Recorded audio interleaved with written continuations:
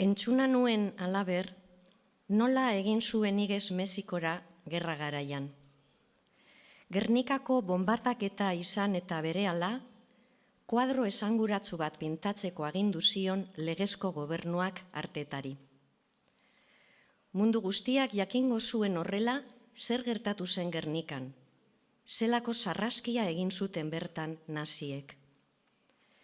Bere bizitzako lana izango zen hura. Hala ere, ezetz esan omen zion Artetak enkarguari. Gerraz nekatuta zegoela azaldu zuen. Berak nahiago zuela familiarekin bildu eta Mexikora erbesteratu. Gero enkargua Pablo Picassori iritsi zitzaion. Eta ondotik datorrena guztiok ezagutzen dugu.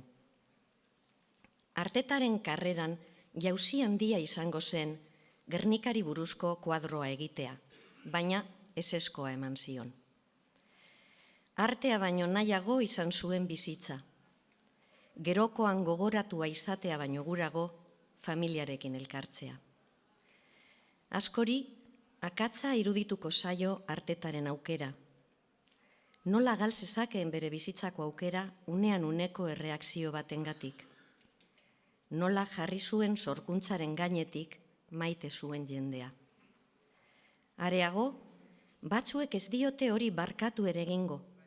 Pentsatuz, sortzailea sormenari zor zaiola, beste gauza guztien gainetik. Behin baino gehiagotan galdetu izan diot neure buruari, zer egingo nuen nik Artetaren atakan egon izan banintz. Zein bide aukeratuko nuen? Ezin da esan. Egoera bera bizi behar da horretarako.